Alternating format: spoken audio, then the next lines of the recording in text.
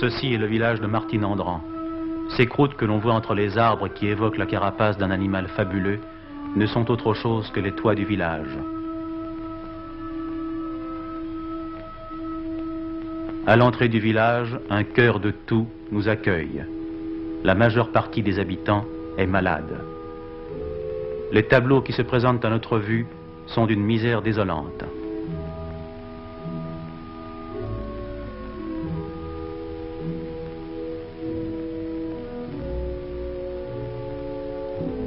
Le goitre est la maladie spécifique des Urdes hautes qui constitue l'objet principal de ce reportage.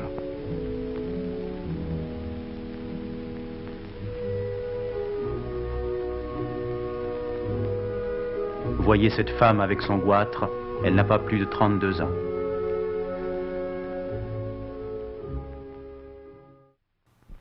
Terre sans pain, documentaire réalisé par Luis Buñuel, sort en 1933. Œuvre d'un cinéaste qui ne fit que passer dans le documentaire, ce film s'inscrit clairement dans la lignée du surréalisme.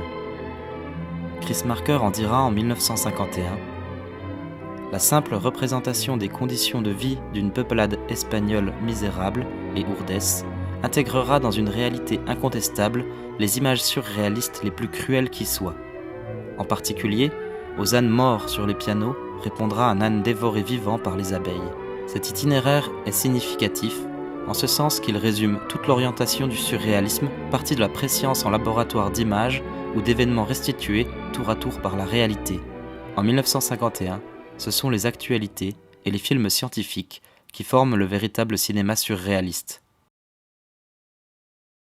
Pourtant, les images sont au plus près de la réalité, dans une région où la réalité est à la limite du supportable.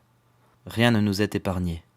En parallèle, le commentaire ajouté dès 1937, sur un ton neutre, scientifique, comme indifférent, prend une distance qui renforce plutôt qu'elle n'atténue le terrible constat dressé par la prise de vue. Une image inattendue et choquante que nous découvrons dans l'école. Que peut bien faire ici cette gravure absurde? Nous ouvrons au hasard un livre de morale que nous trouvons sur une table. L'un des meilleurs élèves écrit au tableau, à notre demande, l'une des maximes de ce livre.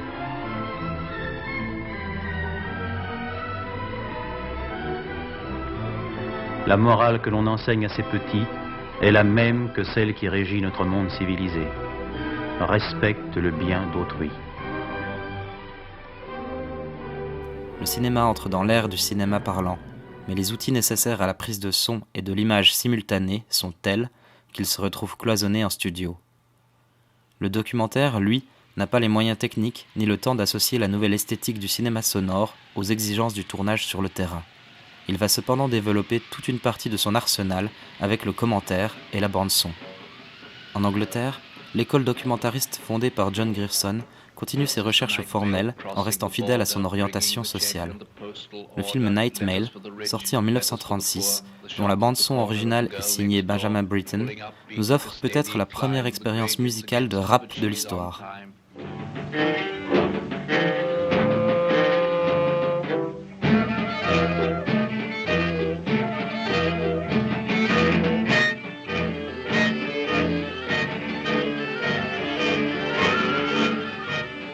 Past cotton grass and moorland boulder, shoveling white steam over her shoulder, snorting noisily as she passes, silent miles of wind-bent grasses. Birds turn their heads as she approaches, stare from the bushes at her blank-faced coaches. Sheepdogs cannot turn her course, they slumber on with paws across. In the farm she passes, no one wakes, but a jug in a bedroom gently shakes.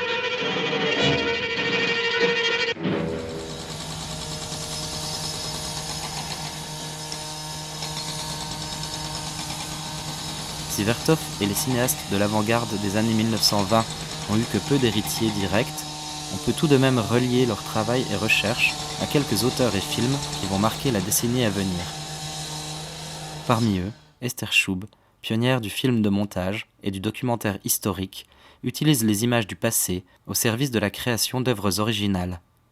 Son film « Aujourd'hui », sorti en 1930, juxtapose des archives de la naissance du communisme en URSS avec des archives de la naissance du capitalisme à New York, et nous apparaît comme un vibrant témoignage des craintes de son auteur face à l'accaparation des images et du cinéma par des idéologues politiques.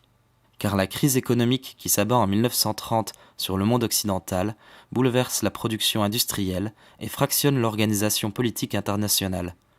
Le futurisme de Marinetti en Italie et le formalisme de Ruttmann en Allemagne se rallient aux nouvelles idéologies, fascisme et nazisme. Dziga Vertov en Russie est réduit au silence par l'ordre stalinien. Le repli national opéré par les États pour faire face à la crise économique accentue et cristallise les problématiques sociales. Ces années-là en Europe sont marquées par la montée en puissance des discours fascistes et les débuts de la guerre d'Espagne. Le réalisateur Joris Ivens fut, avec Jean Painlevé, certainement le plus éminent documentariste issu des avant-gardes. Avec Terre sans pain de Buñuel, son film Borinage sur la grève des mineurs en Belgique fut l'un des premiers documentaires véritablement sociaux tournés en dehors de l'URSS. Il émigre aux États-Unis et y fonde une société de films dont l'ambition est de relater les événements politiques contemporains. On y retrouve notamment Robert Flaherty et Ernest Hemingway. Le déclenchement de la guerre d'Espagne le pousse à repartir aussitôt. Il y réalise le film Terre d'Espagne en 1937. Le commentaire du film est écrit et récité par Ernest Hemingway dans une première version, puis récité par Orson Welles dans une seconde. Si le film tente au film de propagande, par un texte et une forme un peu lourd, par sa partialité assumée et sa bande sonore, c'est parce qu'il devait servir à plaider la cause de l'Espagne républicaine auprès des pouvoirs politiques et de l'opinion publique.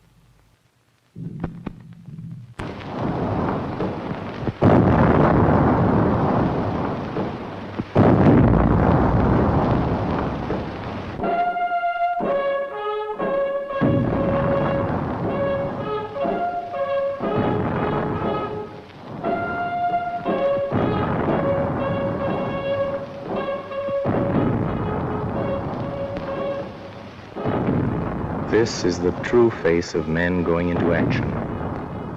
It is a little different from any other face that you will ever see.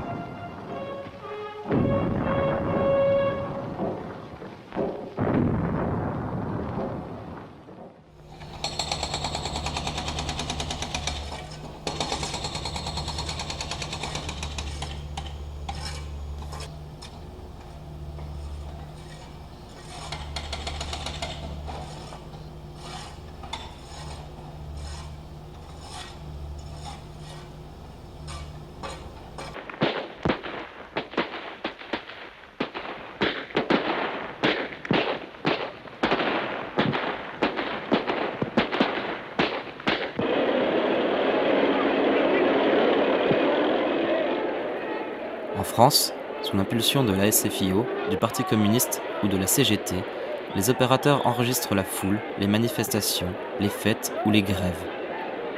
Mais la plupart de ces films nous renvoient au même constat que les premiers films des opérateurs Lumière et font office de documents filmés, plus que d'une recherche artistique.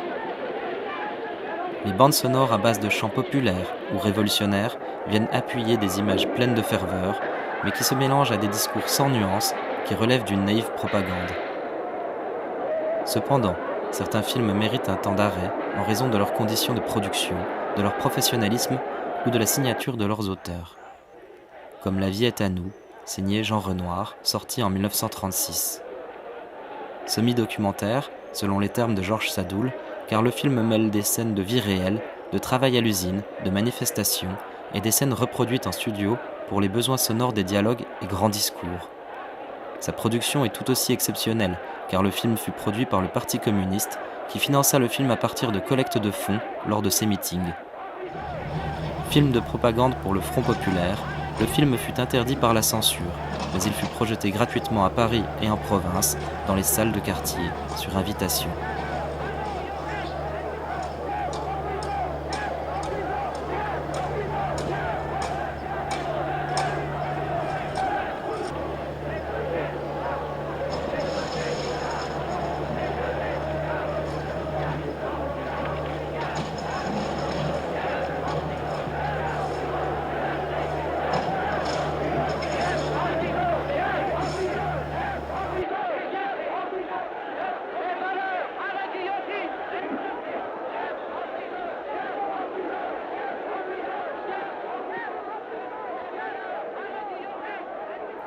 Pour reprendre les mots de Jean-Louis Comolli, Renoir, comme Vertov, filme le peuple défilant en désordre, tout le contraire de Leni Riefenstahl.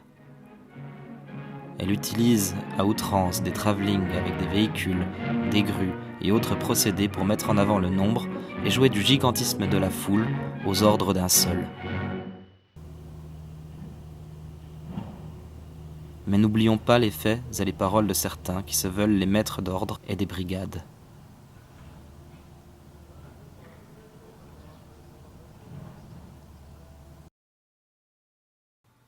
Je voulais au départ finir en commentant cette vidéo, ses effets et son choix de musique qui, comme tant d'autres, fleurissent en ce moment, relayés par les sites internet de nos villes et communes, usant du mot « étrange » pour décrire une situation qui nous apparaît pourtant concrète, manière de ne pas la définir.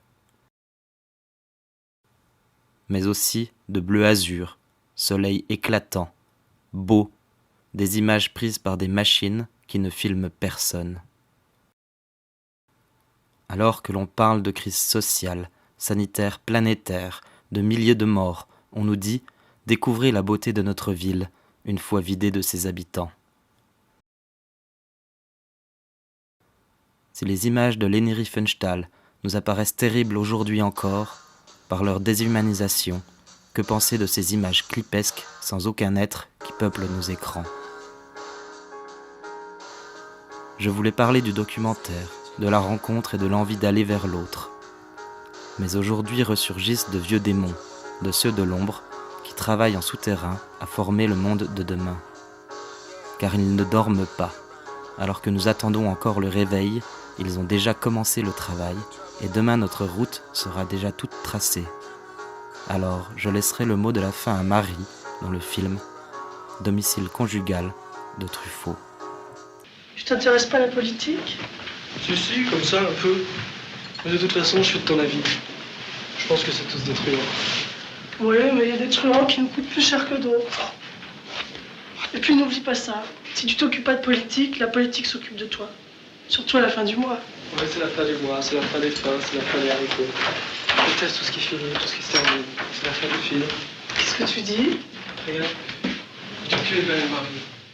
Tu es spécialement belle.